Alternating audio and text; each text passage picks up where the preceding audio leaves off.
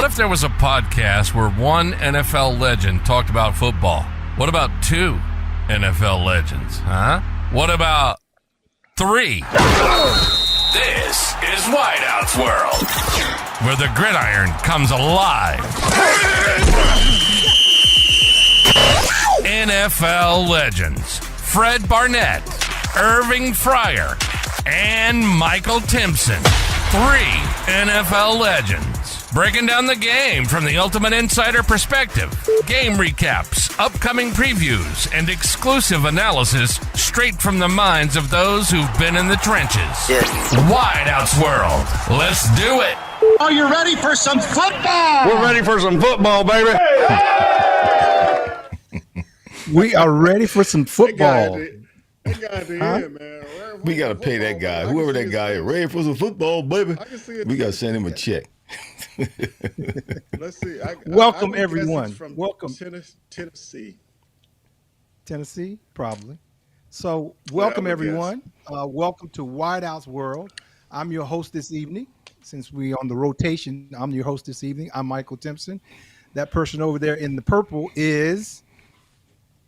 Tell them who you are, man. Oh, I got to tell them who I am. Irving Fryar. I'm Irving Fryar. We're doing a little different.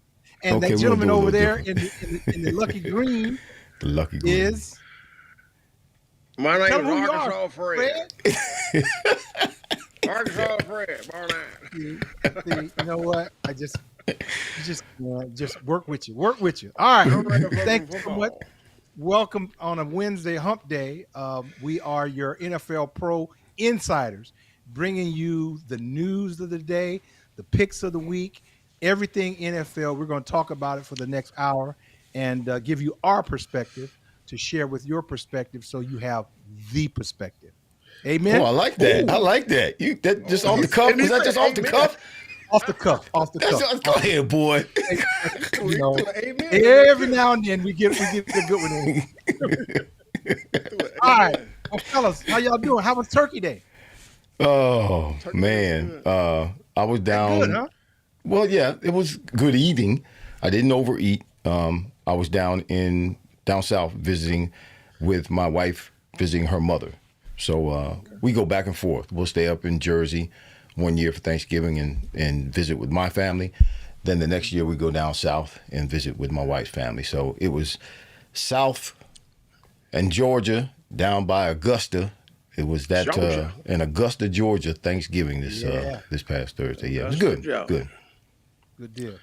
I was in Bermuda. So Bermudians, the country of Bermuda doesn't celebrate Thanksgiving. So we actually had a Thanksgiving dinner with neighbors and a few of our friends on Saturday night. Saturday night the 30th. And other than that, both my daughters couldn't make it, but we had a great time. We had brought back 3 turkeys.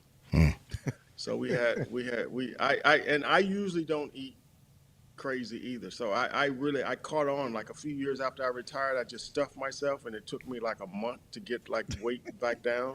A whole month. So now all I do, I just eat like a leg and a wing, and that's it. A leg and a wing, like a pigeon. And yeah, and I do a little wash iced it down, and I'm good. Yeah. Well, good deal, man. But I had a great Thanksgiving. To Texas, I have 2 brothers that live in Texas, and guys, I tell you, I hate flying. I hate traveling. I hate going to the airport. I don't like it. What? I don't. It's too much. Mike. It's too much, man. It's just too much. Well, you know stuff. what? Mike, you got your passport?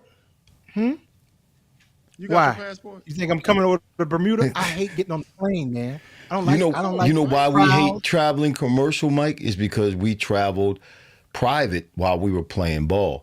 We didn't have to go when we went to all the games, because people ask me all the time, wow, you don't like traveling? What do you mean? Didn't you travel with the team? Yes, I traveled with the team, but the bus drove onto the tarmac right behind the airplane, and they put the stairs down on the airplane. We walked off the bus onto the stairs, onto the airplane. We didn't have to go through ticketing. We didn't have to go through checking bags. We didn't have to go through none of that.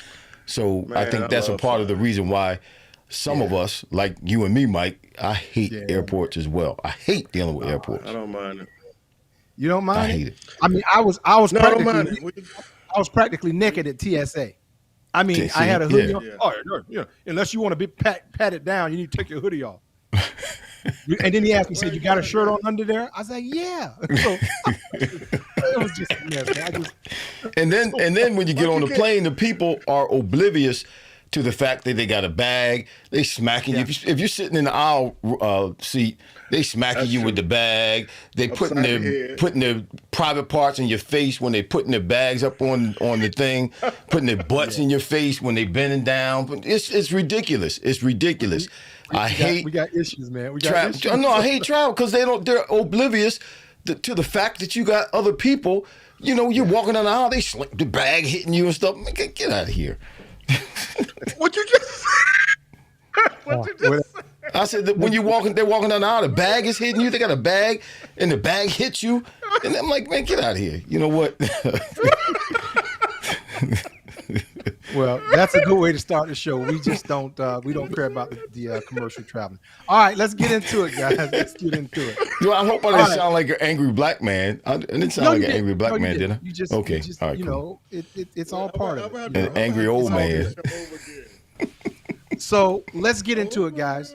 NFL news. There's a lot of things going on, and we kind of talked a little bit about the topic that was real hot.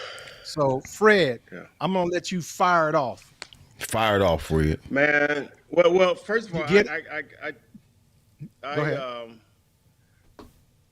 reached out to y'all to see exactly what y'all news was, because I'm like, I think we may be on the same page with this. Aziz Al-Shaair, the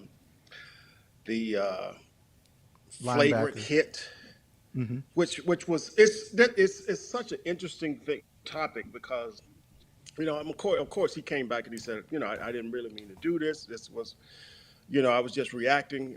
He slid at the last moment. But it's so guys, before you get into it, Fred, I got a clip of it. Let's watch it for a second so the people can see it. Yes, okay. Yes, all right. Yes. No sound to it. We need to start singing when it's on. Not this clip, but boom. Yeah. Oh goodness.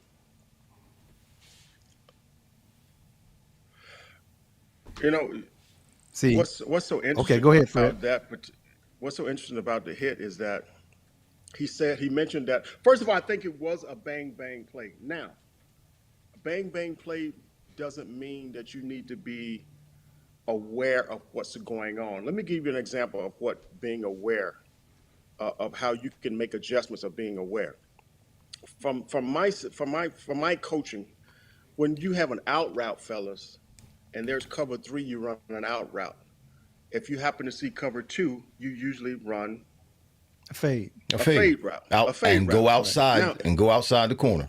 And go outside. Mm-hmm. Now, what's interesting, and for the fans, to help you understand that within our movement, we can make adjustments.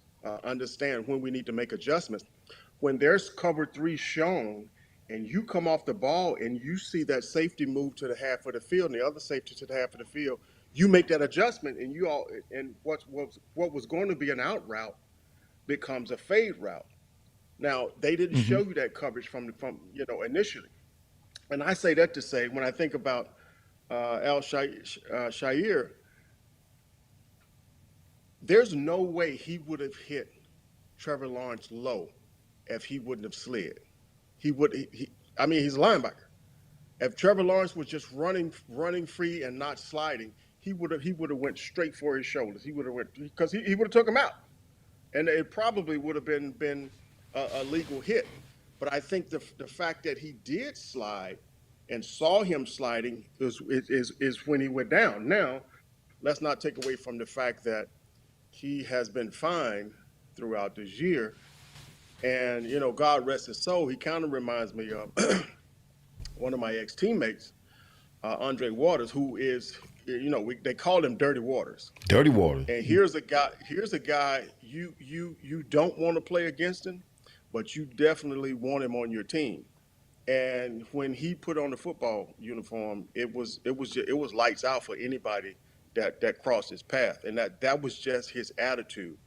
And I can't even see him playing in this league today. And going back to understanding the adjustments that need to be made as a defensive player, there's a whole lot of do's and don'ts in terms of tackling today, and that's something you have to be very very aware of. And picked up a statement from John Runyon, who's the VP of Football Operation. He said that his Azir's lack of sportsmanship and respect for football and all those who play the game and who coach the game and who enjoy watching the game is troubling and does not reflect the core values of the NFL. Of course, you're going to say that because when you think of the outcome and when you think of what Shire says, those are two different things. But when you look at when you examine really what happened and see what happened, that really takes precedent. And and it's unfortunate because he did come out and say, hey, look, he slid at the last moment. It happened at the blink of an eye. He said he even talked to Trevor Lawrence before the game. He said, hey, it's good to see you back on the field. He said, but when I'm on the field, I'm putting bread on my table, and putting bread on my table is being a physical, player. And this is where we are, and it's unfortunate because I see both sides of it. Well, okay. Let's watch it one more time. All right. This is just a short. This is a shorter clip. Just watch it one more time. And there's no audio with this. This is just.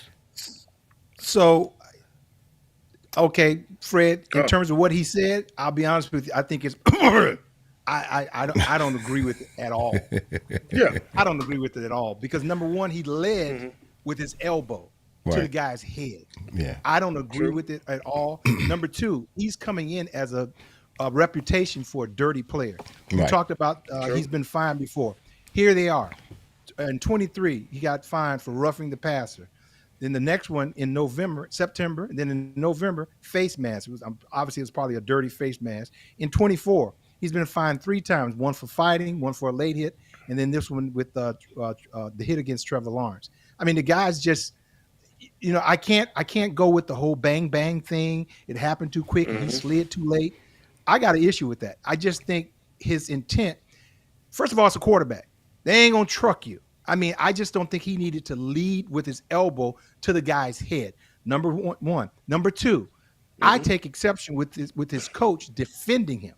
I got an issue with that, with Ryan defending him and putting the onus on Trevor Lawrence. I got an issue with that. So I don't agree with that. And I just thought Ryan's coming to the defense in the manner in which he did. The GM came in. I mean, that part, no, I don't agree with that at all. So the 3-game suspension, I think it was warranted. Yeah. And let me also add to that 3-game suspension. I think they have a bye week within this next 3 weeks. But he ain't getting no check. I don't care if it's a bye week. He ain't getting no check. No, I'm just saying it won't be 3 weeks. It's going to be 3 games. It's 3 checks. How's that? It's 3 checks. Yeah. It's 3 checks. Go ahead, Irv. I don't know.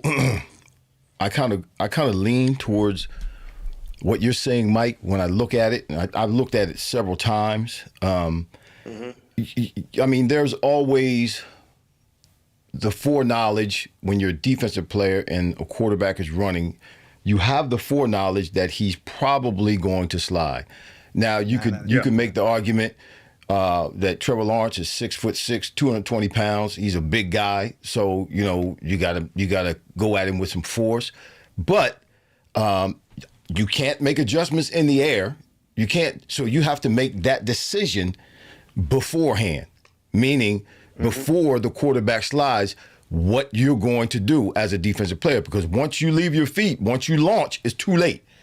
And like I said, I think the onus in this case, more so than any other case, is on Shire, because he's had a history of some issues, whether it was fighting, whether it was late hits, whether it was face mask, whatever it is. He's got a little bit of a history in terms of doing things that are against the rules when it comes to defensive players hitting or attacking or addressing an offensive player. And it's a quarterback. So yeah, he was high. When he launched up high. I don't even know if like you said earlier, Fred, if Trevor Lawrence didn't slide, if he would have hit him down below his waist, he probably would have hit him in his chest. And like you said, he led with his elbow and shoulder high on his body. So, yes, the suspension is warranted because of his history. But at the same time, we've seen penalties like this, not necessarily where a quarterback gets concussed or a player gets concussed, but we've seen, because of the new rule, we've seen players get penalties for unnecessary roughness or hitting the head, and it's not warranted. It's not really a penalty. It's because the ball carrier went low and they were coming to tackle and they just both went low and their heads happened to hit. You know, it wasn't something that was done on purpose. It wasn't something that was done egregiously. It was something that just happened because that's what happens in the course of a game when guys get ready to make contact with another player. And I've seen penalty flags thrown that were not accurate because that wasn't the case here. But I say that to say this: the onus is on both players. I heard Tom Brady speaking on it this morning, and Tom Brady was like, yeah, they shouldn't have fined him. They shouldn't be suspending him because the onus is on the quarterback. You got to know when you get out there and you start sliding, you're going to put yourself in a dangerous position. You can get your behind hurt. What? So get he down. gets every call. That's what Tom Brady said. I was very, very surprised that I was hearing that from him because he's the main one complaining all the time when he gets somebody just their hand grazes his back when he was playing. So yeah, this is what the league is coming to. But you never want to see that with a guy who's sliding. Yeah. You know, he's not even protecting himself. He's sliding, and he's vulnerable. Let me ask you guys a question. Draymond Green, playing with the Warriors. He has a reputation for being a dirty player. He's just aggressive. Yeah, he's just really, really extra. But my point is this: do you think he's going to get the benefit of the doubt? If he's even near something that looks awry, he's gonna get called out on it. You're gonna call this guy, those officials, you know, they do their homework. Mm-hmm. They got a list of players that are on the edge and red marks. They got a red mark by their name. They know. It's like a milk carton. The officials looking at it like a milk carton, and they looking at that guy, and he goes out there and does something like that. So, he got to check in every city he goes to. He got to register. They got a notebook on it. But I just hope he learns from it at some point. I mean, he's a good player, and I just hope he learns from it and can get back on the field, and they're going to need him. So, all right, okay, fellas, moving right along. Listen, if I can, real quick, Mike, we got a bunch of people. Stu Winrow's in the house. Eddie Casper, what's going on, Eddie Casper? Billy Bell is in the house. Hope Wiley, my sister's in the house. Shout out to all of y'all. My mother's in the house. She said, good evening, wow. Gennaro Jackson II. Good evening, gents. Good to have you back. Irv, nice nail. Oh, okay, bro. Yes, sir. You know it. That's right. Vincent Capriati's in the house. After 5 yards, you shouldn't be able to slide. That's, you know what? That's interesting. Yeah, that's interesting that you say that, Vinny. He said after 5 yards, you shouldn't be able to slide. So a quarterback should be able to take off, and once he gets 5 yards, either slide or you keep running. Now you become a legitimate running back. You got $500 million quarterbacks. Ain't no way. They carrying this league. Get your behind down. Get your behind down and get out of bounds. Steve Andrews is in the house. What's going on, bro? How you doing? Shout out to all of you. Go ahead, Mike. All right. Okay. So, top receiver of the week, Reverend Dr. Irv. We'll let you start. This is a no-brainer here. Well, really, there's only one that just, I mean, he tore it up this week. First round draft choice, 2020, 15th pick in the draft, first round from Denver, got traded last year or during the offseason, got traded to the Browns. 2018 Biletnikoff Award winner, played alongside 3 other future first-round draft choices. That's Devontae Smith, Jalen Waddle, Henry Ruggs. Now, what's interesting about Jerry Jeudy is his name, because he had 200 and whatever he had yards. I didn't even write the yards down. There's so many yards. 235 yards.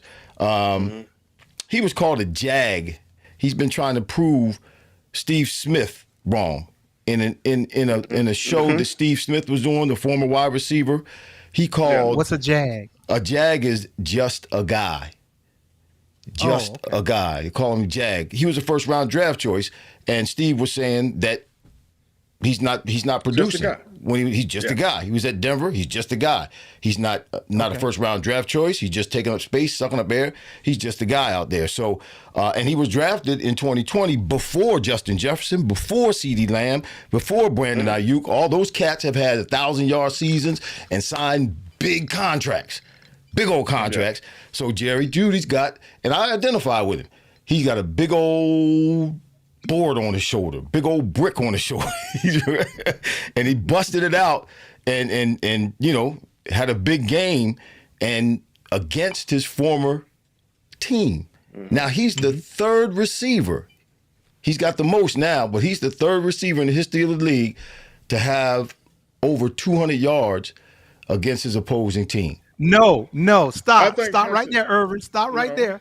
He's number one. He's number one. He's the third receiver, but he's number one. Here it is right here. There you go. You can check it out right there. You are number. There it is. There you go. Check it out right there. Yeah. There it is. But I was number one. I was number one from 1994 to 2008. When I did it, I broke the record. I became number one, and I was number one from 1994, which is when I did it, to 2008 when Terrell Owens did it against the 49ers. Then he was number one until a couple of days ago when Jerry Jeudy caught 235. Now, Jerry Jeudy did his with 9 catches. I caught 211 yards on 5 catches, and I had 3 touchdowns. He only had 1 touchdown. So for the fans, just so folk know. That's all. Just so folk know. And I was 33 years old when I did it too. So just so folk know. Fred, let me tell you, because I was with the Patriots when we played him. We came down to Miami. He was killing us. It was ugly. I scored a touchdown. We went back and forth. This joker over here holding up hands every time looking around. He in the end zone. I'm sitting like, you got to be kidding me. Saying somebody stop him? Because I knew I was going to have to hear it. But it was a shootout. That was one of the best games. It was 35-38, something like that. Yeah, we went back and forth. Second year. Go ahead. This is the most yards of a wide receiver against an old former team. The former team, yeah. His former team. Yeah. So that's cool. I was the top one for a while. Then came because when Parcells got there, so Fred, when Parcells got there, he ran him out. Parcells got rid of Irv. Well, he didn't run me out. I went to Parcells and asked to be traded. Whatever, you was out of there. I was trying to get out of it before then. But see here, to your credit, Irv, he has a reputation because when he went to Dallas, he did the same thing with Emmitt Smith. When there's a bell cow such as yourself, an old head, he doesn't want that in the locker room.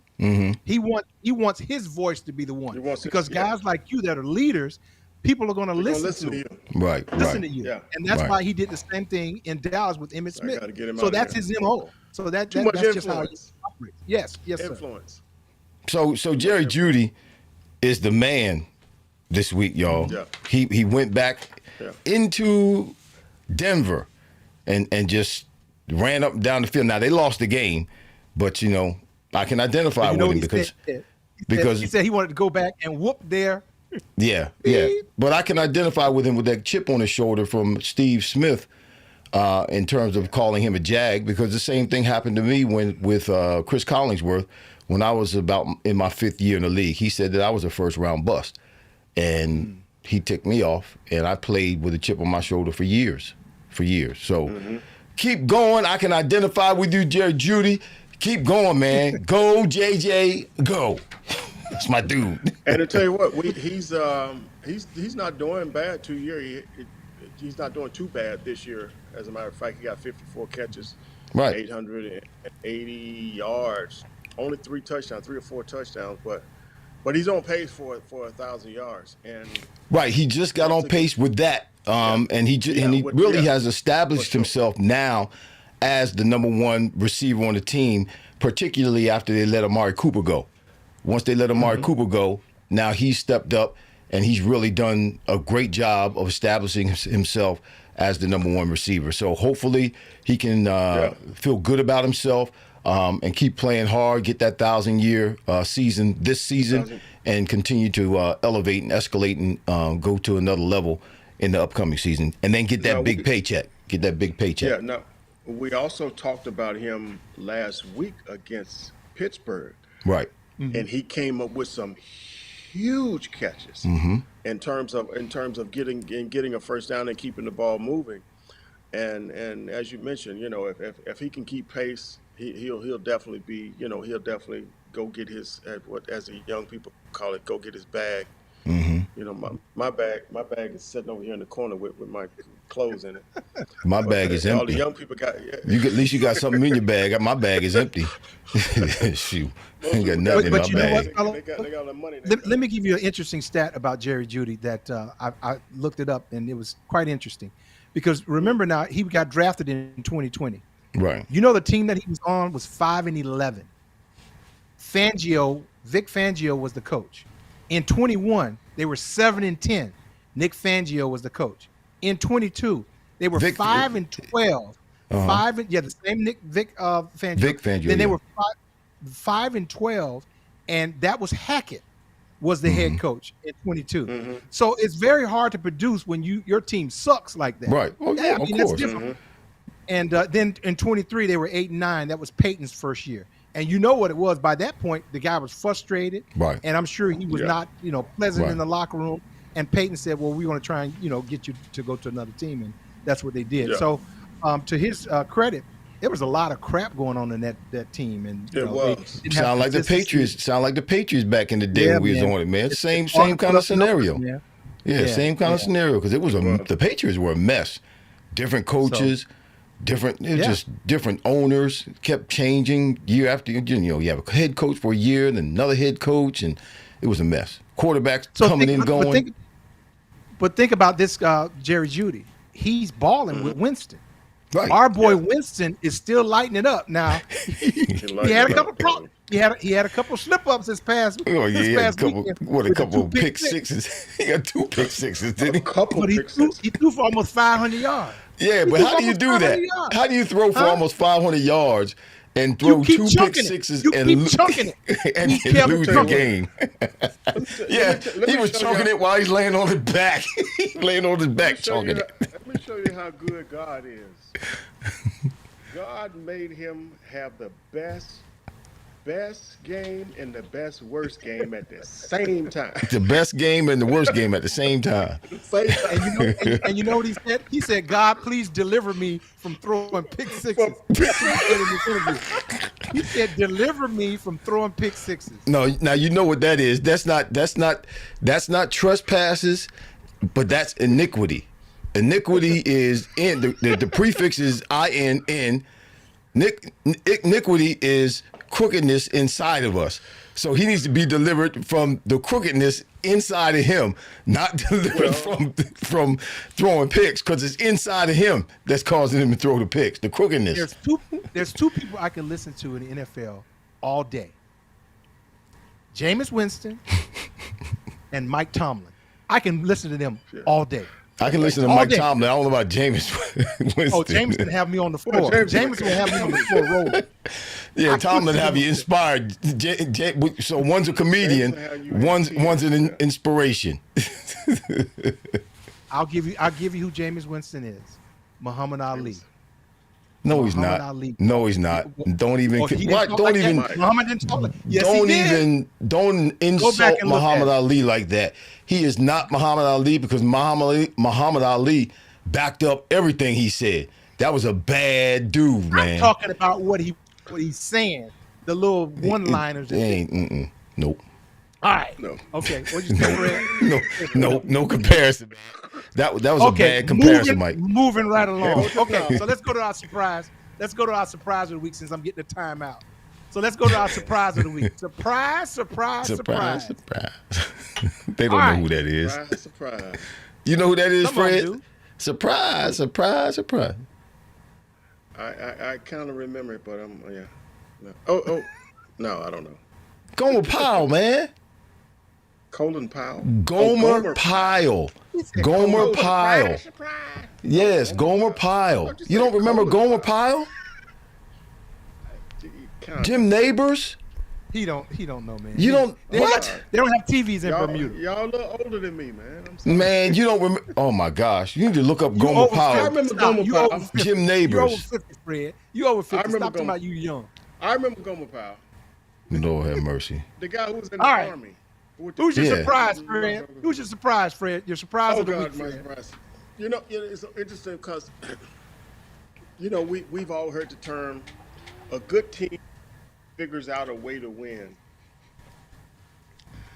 But we need to start creating a term a bad team figures out a way to lose. Cause when you look at Chicago and when you look at Vegas, Vegas had Kansas City. They had them. Game was over. Of course, they had to kick the field goal, but Jackson Powers Johnson, who's a center for Vegas, botched the snap.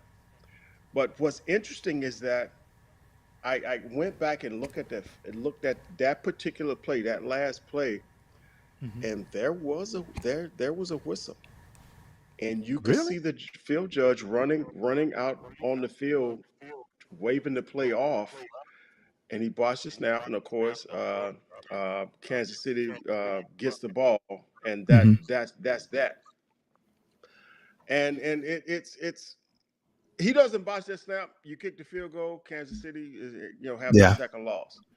Yeah. But, it's hard to swallow because it's like you're right there. You're not a good team, but you got a good team on the ropes, and you got them exactly where you want them, and they just slip right from under you. And it's not something that they did; it's something that you did. Oh boy, Chicago. And I got some quick, snitbits here with Chicago. They are winning when it comes down to the organization that gets the I don't know what the award would be for the worst organization. Of course, Didn't somebody say that people would be flogging, trying to, just flocking, trying to get the new head coaching job at Chicago? Who said that? Let me tell you what happened. People just gonna be falling out trying to hurry up and get to Chicago to get that job. Hold up. Well, apparently everybody is just kind of like that was moving toward that job. It's like standing still now, trying to figure out what this organization is about. Because Eberflus, after that game, and of course I'm not sure if you guys saw the game, but they just. If I had to give an analogy, there was like a baby with the diaper off, and they just did their business. It's like, wait, what just happened? Y'all couldn't figure out to call that timeout, or to at least throw a quick pass and at least have some time on the clock. So you're talking about 12, 13 seconds that he just stood back there, and he threw the ball, and it's like, oh, the game's over. It's over. Eberflus. After that game, the next day he does his press conference at 9:00, and he talks about they're going to go in with confidence against San Francisco, who I think that's who they got next. And as the internet says, a few minutes later, they fire him after the press conference. He gets fired after the press conference. I would have been like, don't. Let me go in the press conference and talk about how we're going to pull this off. Well, he didn't know. So they figured it would be better to fire him afterwards. That way he doesn't have to answer any questions about it. Just go home. Of course he didn't know. But the thing is that if you fired me before, I don't have to do a press conference. I'm gone. Yeah, but they're going to catch him. He's going to have to deal with it before he gets out of the stadium. I don't have to say nothing, Irv. I don't have to say nothing. But you would, being who you are, you would. You let me go into this press conference, and I'm trying to build some positivity out of really laying an egg this last game, and I walk out the press conference, and 2 hours later, they like, "You're out of here." It's like, whoa. Now I say that to say this: from the talks in the articles that I've read, a lot of people who are vying, a lot of guys, coaches who are vying for that job are like, whoa, who are these guys? Is this how they work? And in my opinion, it's kind of feeding into how everything works in today's world. It's like I need to make sure that you don't put me in a position where I'm, embarrassed if I screw up, because this is a situation here where they just, of course, allowed him to finish the press conference, they told him, then they fired him, and I'm wondering, even in my mind, like, what difference does it make? Go in and get it done. Fred. Wait, we started on a surprise. Now you talking about the press conference. No. You got to come back, Fred. Really, man. The surprise to me is how Chicago allowed him to have that press conference, and then fired him. I would have been like, look, it's done, buddy. It's done. Okay, and then you talked about Las Vegas as well. As an organization, I would have said, hey, here's what we're doing. We're moving on. Iberflus, I don't know where he is. He's gone, and he's not our coach anymore. We're moving on. Okay, so your surprise was Chicago and Las Vegas, the way they're losing games. Somebody, look, Eddie Casper said, Colin Powell, put the apple juice down, Fred. Yeah, see, hey, if I'm CNN for y'all, just let me. I can tone it down. He said, I guess you must have said Colin Powell earlier. You were trying to figure out. All right. Oh, you said who's the other guy? So Gomer Powell. Yeah, Gomer Powell. Not Colin Powell. Here's my surprise. What's your surprise, Mike? My surprise is, guys, Kansas City's in trouble. Yep. Yes. I'm surprised that Kansas City is playing so badly. So on the tail end of what you were talking about in terms of Las Vegas, the Kansas City obviously won the game by 2 points. Here's the thing, guys. Mm-hmm. They've had 32 sacks. Mm-hmm. Mahomes has been sacked 32 times. They lost the left in tackle, that game, KC had 4 field goals. They're not even scoring points. They're scoring field goals. This team is in trouble. If they're going to limp into the playoffs and play like that, I'm not so sure, because the parity in the league, that they can just turn on a switch and repeat as champions. I just don't see it, guys. Not the way they're playing, unless they're going to have to fool me, because right now they're in trouble. I'll give you a couple stats. The Raiders, they won by 2. He had 5 sacks in that game. He had 5 sacks, Panthers won when they beat the Panthers by 3 points. 5 sacks in that game. At the Bills, they lost. He had 2 sacks. The Browns, they won that game, and by 2 points. 4 sacks. 4 sacks. Yeah. I mean, he's getting sacked a lot, guys. And so until they figure that out, right now, what's happening is people are building a playbook on how to go after the Kansas City Chiefs. And I'm not so sure they're going to make it very far into the playoffs. So that's my surprise, Kansas City Chiefs. Go ahead, Irv. Okay. All right. My surprise is I went to the Raiders. I mean, not the Raiders, the Ravens, Eagles-Ravens game. Yeah. And we all know that the Eagles won. But the Eagles could have lost that game very easily. People are talking about, or using the word dominate, with regards to how the Eagles played that game and won the game versus the Ravens.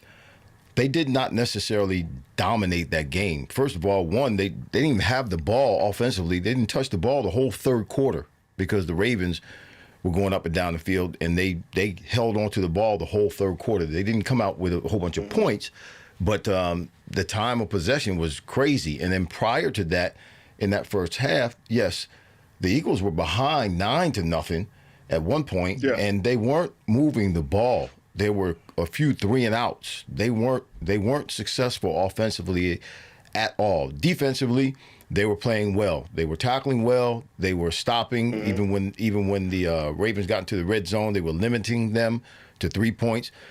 But Justin Tucker is where I'm going with this. Justin Tucker, who's known as one of the better kickers in the league, if not the best kicker in the league. He's been struggling all year long. But in that game against the Eagles, he left 7 easy points off the scoreboard. He missed 2 field goals, one at 47 yards, one at 53 yards, and he missed an extra point. Who misses extra points? He's missed a few extra points this season thus far. He started out pretty bad or struggling at the beginning of the season and straightened himself out a little bit, but then he's back on track again with the struggling. And if he had not, where did Mike go? There you go. If he had not missed, that's 7 points. They lost the game. It was 24-19, I believe it was. That's the score. Yeah, 24-19. With a late score. It was a late score. But if you add that 7 points on, it's a different game. So my point is, like we all have said throughout our careers, don't leave the game in the kicker's hands. Don't put the game, because we all know we're out there running and practicing and going over plays and tackling and getting tackled and putting all this effort in, during the off season. And the kickers are out there kicking the ball and they go in early and they in the hot tub and playing Xbox. Playing Xbox, playing golf, getting their feet massaged and all that. Don't leave the game in the kicker's hands. The Ravens are to blame because it's their kicker. They left it in his hands. But at the same time, it wasn't like the game was on the line. That statement, don't leave the game in the kicker's hands, that's referring to being in the latter part of the game and you're driving down the field and you need a field goal to win. That's what that's in reference to. So did the Eagles win the game or Baltimore lost the game? Well, I think the Eagles won the game. I think you can legitimately say the Eagles won the game, but they could have lost the game. They could have very easily. When you say "but could have lost," I mean you can't get points, and hear me out. Can't get points on possibilities, because when one point that you make, which is very understandable, but at the same time too, you have to give credit to the Eagles, is that they had Baltimore had a lot of opportunities. Oh, they had a lot of opportunities. Yeah. It's something that they didn't do. Was it something that they didn't execute, or we got an Eagles defense that's not going to allow that? No, it was something those kicks was something that the Ravens didn't execute. So maybe I should change what I'm saying to not that the Ravens could have won, but it could have been a different game. Okay. Had he made those kicks, I agree. 7 points, it could have been a different game. And when it's close like that, you don't know what's going to happen. You don't know what can happen. If you look at that last run that Jackson Saquon made. No, Jackson. Oh, Lamar. To get them that last points. If the ref would have saw the defensive lineman being held and called that, they wouldn't have had 19 points. Well, that was going on all day long. He was Jalen Carter was being held every other play. They could have called holding on whoever it was. If you go back and look at it, he literally tore his T-shirt. Yeah, he's running at Jackson. You can see him pulling his T-shirt. But it could very easily have been a different game, meaning the Ravens would have looked like they put up a better fight. Yeah. Okay. And inevitably, I think that's really the beauty of the NFL. How some plays are so perfect, and you look at some plays and they're just totally not perfect. And you got of course you got the physical game, but at the same time too, you got a mental part of the game. So you got a kicker, and you know damn well that he ain't try to miss those kicks. No. He's probably on suicide watch. There was something going on that just didn't allow him to try to push it this way, push it that way. But I think to Irv's point, in terms of momentum, having confidence, those points could have swung the game a different way. had he scored those points. I would agree with that. Well, remember, but the Eagles did play well, though. The Eagles. But did remember, play well. each one of those, every time he missed a field goal, both of those field goals left the score at 14-12 Eagles. And you give him field position. And Yeah. you give him field So position. Yes, so if he had made one of those 2 field goals, they would have been in the lead. It would have put him in the lead. And not that they from would have the stayed Eagles in the lead, but it standpoint- would have put him in the lead. from the Eagles' standpoint, it was like, well, there's a little pressure on you right now to put your team ahead. Right, right. And again, it also goes to show you have a high quality, one of the best, whether it's a quarterback, receiver, running back, lineman, one of the best at his position, not for this year, but for years. For the last 5-6 years, he's been one of the best, if not the best, at the kicker position. And how when someone gets in their own head, how things can come tumbling down for them. And that's what's happening with Justin Tucker. He's it's not that he lost his talent. He can still kick the ball. Something's going on inside his head. He hit a 50-yarder, right? Yeah, he hit one. Well, I will say this to both of you in terms of Jalen Hurts, because I was difficult on him. He showed me a little something, so I graded him well this game. So I'm hats off to him. He did okay. I think he was all right. I think he did exactly what needed to be done. I think, in my opinion, and I could be wrong, but in my opinion, a good offensive showing when they win a game is not necessarily Hurts putting up 250, 300 yards passing. Absolutely, he's not going to do that. He's not. And the running game has helped him tremendously. Yes. The running game has taken that pressure off of him. Right. And he's playing that way. Yes, and you know what they've been able to do with him that I noticed, when you're watching the game, you'll see him, whether it's at the beginning of a series or whether it's, and when I say beginning of a series, the second play after the first play of a series, or in the middle of a series or drive, you'll see them go into not a hurry up, not a 2-minute, but a no huddle offense. And what's happening is, I don't know if it's on the sidelines, they're telling him in his ear, because you got the first 20, 25 seconds or so of that 45-second clock in between plays where they can talk to you in your ear, the quarterback. So I don't know, if they're saying from the sidelines, but what he's doing is, it looks as though when they go into that no huddle, it's because they're trying to keep whatever defensive personnel that's on the field on the field. On the field. Because they like that defensive personnel.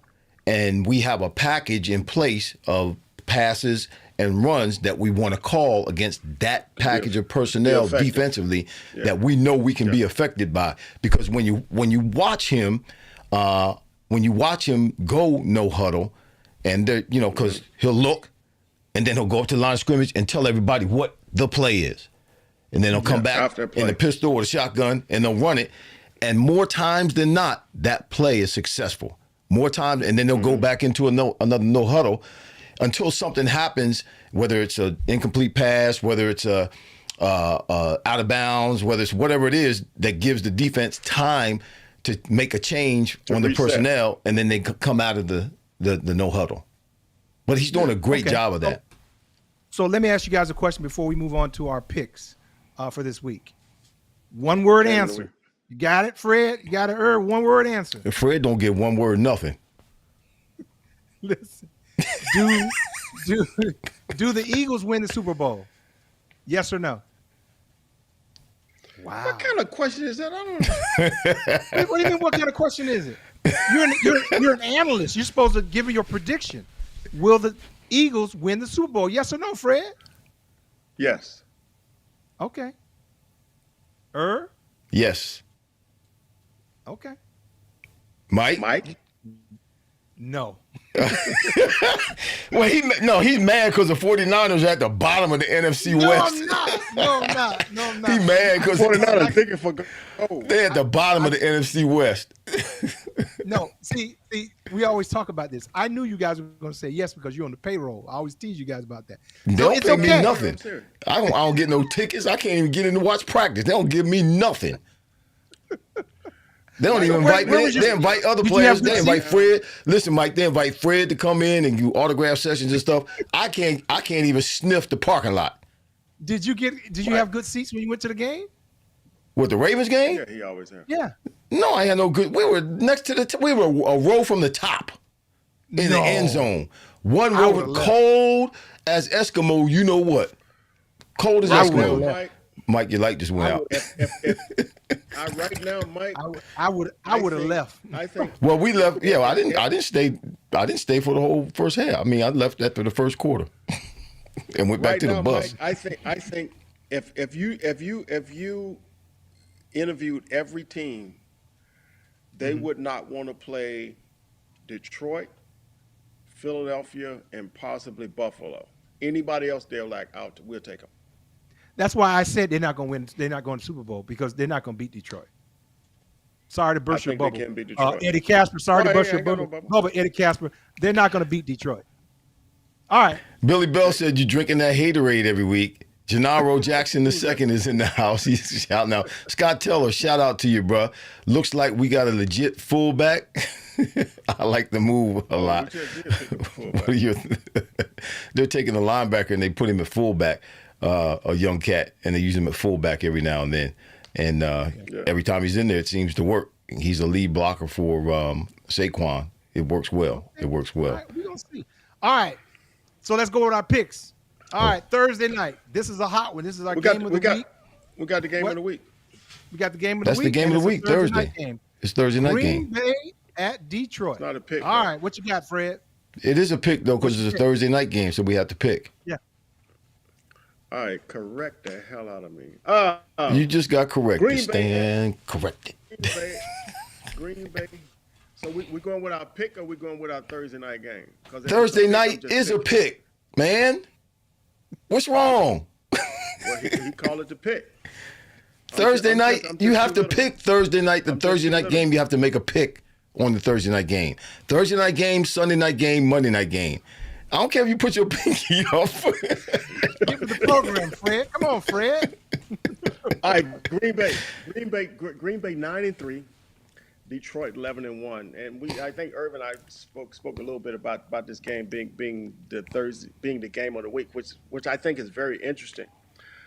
Detroit right now is second overall in terms of offense, total offense, 10th in total defense, leading in NFC North, right in front of Minnesota, who has actually who has Atlanta, and Minnesota right now is 10-2.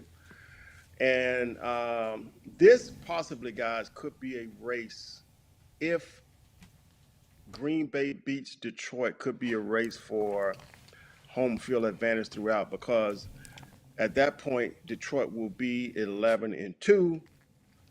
Green Bay won't necessarily be in the mix, but Minnesota at that point, in my opinion, because I Is he feel gonna like pick? they will beat Atlanta, they will be 11-2. And we're talking about the game of the week, right? Uh-huh. Yeah. So y'all waiting on my pick, and we're talking. Yeah. About okay. Yeah, wait on your pick. So we do give stats about the game of the week. That's Okay. fine. I'm just messing with you, man. When the hell y'all laughing Look, at this? don't get sensitive. Don't be getting sensitive. Green Bay right now. Y'all need to get on the same page. Green Bay right now is third total offense, which I was surprised to see. Shut up, Irv. I hear you with the cricket. Let me tell you something. I used to be an introvert. Now you can't shut me up. You were what? There's no way in the world you were an introvert. No way. Yes, Man, you are I'm from lying. Mississippi, bro. I'm from Mississippi. I'm from What's the your Delta, pick, bro. Fred? You Fred, what's couldn't get a introvert. word out of me. Fred, what's And now your you pick? can't shut me up. I will give you the pick after I give you my game. This is the game of the week. You just want me to go to the pick? I go to the pick. Nah, man. Do what floats your boat. Float your boat, man. No, I go to the pick because we do have the game of the week and then the picks. But the game of the week is the Thursday night game, so you got to pick I the Thursday night understand game. that. So I will give you the analysis for the game of the week. Y'all hold you tight. Hold tight. We good. I'm so lost. Go ahead, Fred. Is You the host, Mike. Do something with him. Yeah, Mike, go sit down, Mike. All right. Let you know what. I'm not gonna put too much information on y'all. Let me give you a pick. Who I will pick, in which I think that it will be a surprise. I'm picking Green Bay. Thank you. Whew. I'm picking Green. Okay. I'm picking Green Bay to beat Detroit in Detroit. Okay. So all right, Irv, other information what you got? about that. Okay. So Irv, give you a pick. Okay. Both Because these ain't nothing teams. left to say. Ain't nothing left to say, Irv. Who's your Yeah, it pick? is. I got a couple things to say he didn't talk about. So both these teams. No. We can't. We got to give it a pick. Both teams. I can. Let me mute. Can I mute Fred? I'm gonna mute Fred. Oh, now you got to. I can mute you from right where I am. You know that, right? So both these teams are in the top 5 in rushing. Top 5 in the league in rushing. Josh Jacobs on Green Bay. Then you got the two-headed monster, Montgomery and Gibbs, for Detroit. And they use those cats, use them great, and keep the pressure off of Goff, like they do in Philadelphia with Jalen Hurts. Green Bay, though, their secondary is very, very questionable. Very, very. 2 or 3 for, that was last week, 365 yards, 2 TDs. And Goff and Amon-Ra St. Brown, those two cats are the number 1 quarterback receiver duo in the league right now, statistically. Number 1. I'm going with the Lions. My man. Okay. I'm going with the Lions. I'm going with Motown. In Motown, they'll be 12-1 after the game. Mm-hmm. All right. I'm going with Lions. Let's go. Sunday night, LA Chargers at the Kansas City Chiefs. Oh my God. What you got, Fred? Man, this a hard one, man. No. I take that back. You can't start. You had the last one. I gotta let Eric go first. Chargers are balling right now. I know they're 8-4, and the Chiefs are 11-1. I think the 11-1 Chiefs is somewhat of a fugazi. They're kind of it's fugazi. Yeah, it's Italian. Italian All term. right, whatever. What is an Italian term? What does it mean? It means fake, false. It's not real. Fugazi. Chargers have the number 1 scoring defense in the league right now. They got 4 interceptions last week against Kirk Cousins. Kirk Cousins is a decent quarterback. And like you said earlier, Mike, Mahomes got sacked 5 times last week, 5 times the week before. He's been sacked 4+ times in 4 out of the last 5 games. They got problems with their offensive line.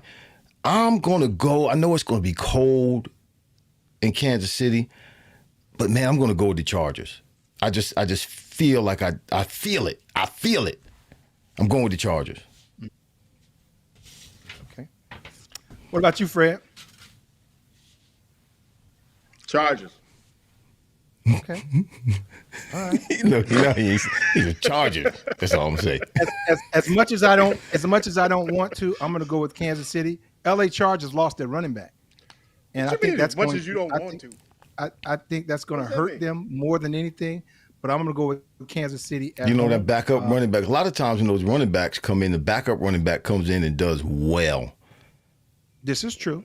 Sometimes he comes in and does well. Sometimes they're a flop.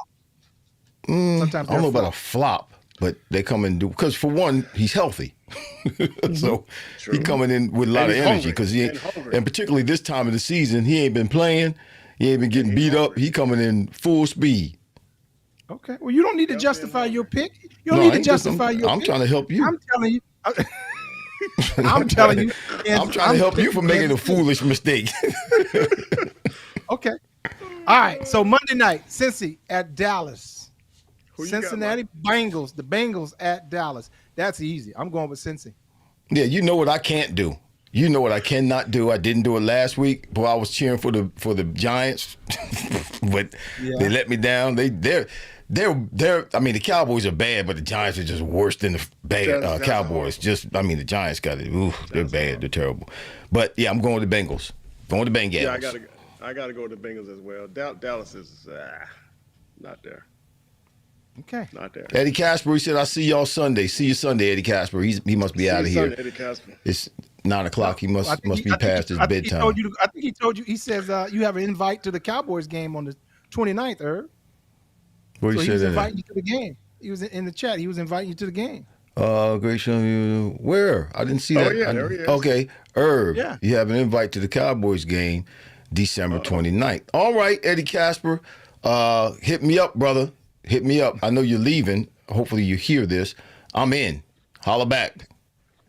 And unfortunately, my wife is a Cowboys fan, so if you only got one ticket, I'll send her. All right, fellas, we're at the top of the hour.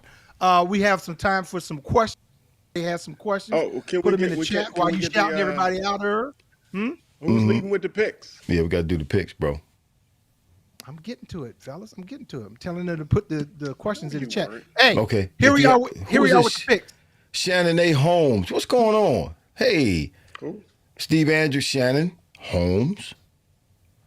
Steve Andrews, Vince Capriati, Gennaro Jackson, my mama, Eddie Casper, Stu Winrow, Hope Wiley, Billy Bell is in the house. Let me go down to the bottom. There were some Richard different names. Melton around? Who? Richard Melton. Oh, no, is he? No, Richard he- Melton's not in today. Scott Teller chiming in. Good to see everybody. Just shouting out to all of you. Shout out to all of you. Yeah. What you got, Mike? All right. Here's the surprise of the week. We were all 3-0 last 3-0? week. We were No, all 3-0. All of our picks No, won. I lost. No, because I picked. No, you I didn't. picked the No, You no, picked the that wasn't one of the games. Cowboys Did and I give- Giants. Or did I give you credit and I shouldn't have? Yeah, you shouldn't have, because that was See, a I'm Monday wrong. night game. My bad. Okay, my bad. That was a Let me Monday take night that game. back. Let me I take lost. that I knew back. I lost one game. All right.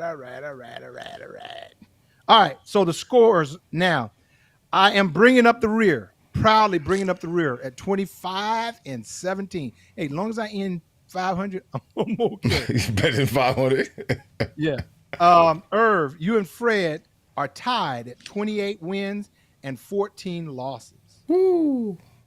Yeah. That's not good. That was our record for coaching, wins and losses. That's not good. Hey, there's a lot of coaches that would love that stat. Love it. Yeah, love that stat. Eberflus would love that stat. Right? Yeah, well, yeah. He'll take love it for sure. Yeah, he'll take it for sure. He'll take that for sure.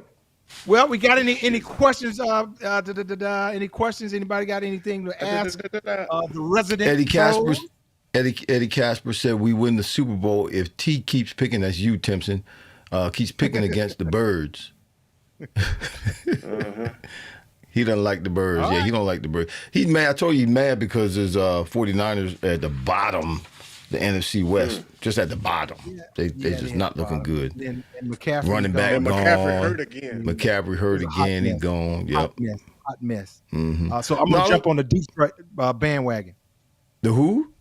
The Detroit bandwagon. Oh, so you yeah, just you hate Philadelphia. You yeah, play here in whoever Philadelphia, wins. man. How can you just I like don't hate. despise? I don't hate Philly. I'm a realist. See, when it's you're in whoever journalism, winning, you're supposed to whoever just winning. be jumps- real. Jumps on the train with him.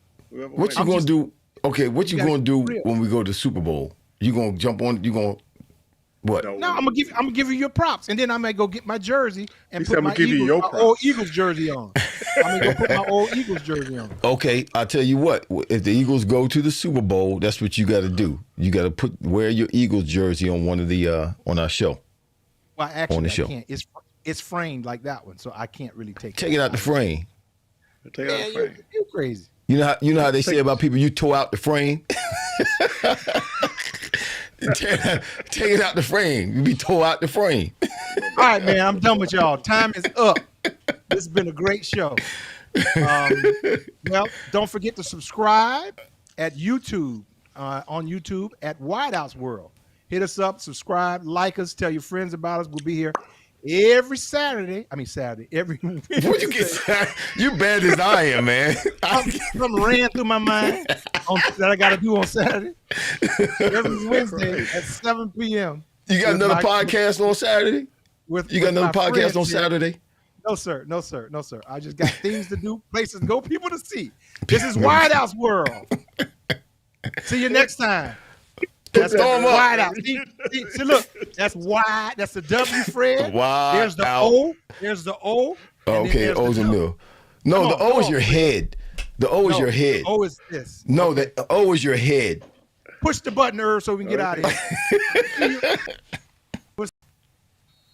And Wideouts World. Touchdown. Not one, not two, but three NFL legends. Fred Barnett, Irving Fryar, and Michael Timpson. Are you freaking kidding me?